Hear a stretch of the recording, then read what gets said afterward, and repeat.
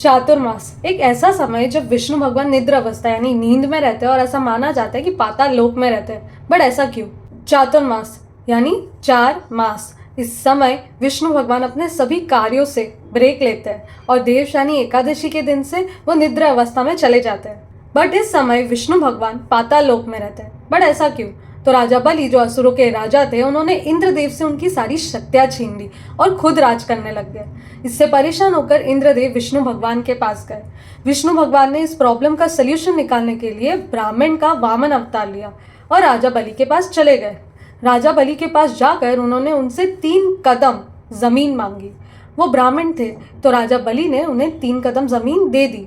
अब विष्णु भगवान का ब्राह्मण अवतार साइज में, हाइट में बहुत बड़े हो गए, यानी उन्होंने विशाल रूप धारण कर लिया। और उन्होंने पहले कदम में पृथ्वी ले ली, दूसरे कदम में आसमान और स्वर्ग का एरिया कवर कर लिया। मतलब तीसरे कदम के लिए तो कुछ बचा ही नहीं। तो राजा बलि ने अपना वचन निभाने के लिए, अपना प्रॉमिस पूरा करने के लिए उनका सर आगे कर दिया और उनके सर के ऊपर विष्णु भगवान ने उनका तीसरा कदम रखा, यानी वामन अवतार ने उनका तीसरा कदम रखा और वो सीधा वहां से पाताल लोक पहुंच गए। पाताल लोक पहुंचते ही विष्णु भगवान ने राजा बलि से स्वर्ग त्यागने को कहा, तो राजा बलि ने स्वर्ग को त्याग दिया। उससे खुश होकर विष्णु भगवान ने उन्हें एक वरदान दिया, एक बूंद दिया कि वो कुछ भी मांग सकते हैं। तो राजा बलि ने ऐसा कहा कि जब भी उनकी आंखें खुले तो उन्हें विष्णु भगवान सामने दिखने चाहिए। यानी वो चाहते थे कि विष्णु भगवान उनके साथ पाताल लोक में रहे। विष्णु भगवान जो सृष्टि की सार संभाल करते हैं, अगर वो पाताल लोक में रहेंगे तो सृष्टि का मैनेजमेंट कैसे होगा? बट फिर भी विष्णु भगवान मान गए। बट माता लक्ष्मी और बाकी सभी देवी देवता इस चीज से परेशान थे।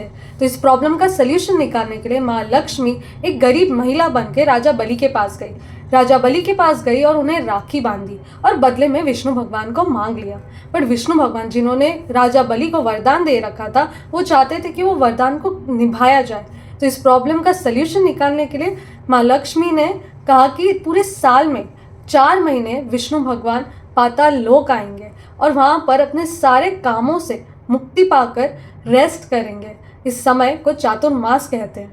तो इस समय पृथ्वी की देखभाल करता कौन है? तो सबसे पहले आती है गुरु पूर्णिमा।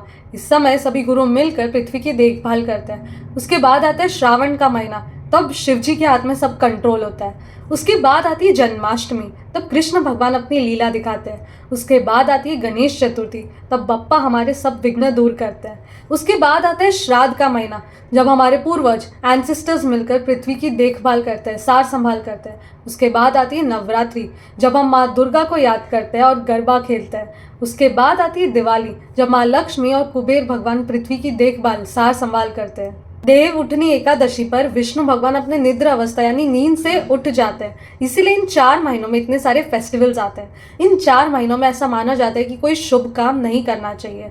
इन महीनों में लोग धर्म, ध्यान, पूजा पाठ, सेवा, चैरिटी जैसी सारी चीजें करते हैं।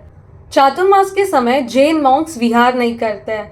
विहार का मतलब है एक लोकेशन से दूसरे लोकेशन चलकर जाना। जैनों में ऐसा रूल है कि साधु साध्वी एक जगह पर लंबे समय तक नहीं रह सकते।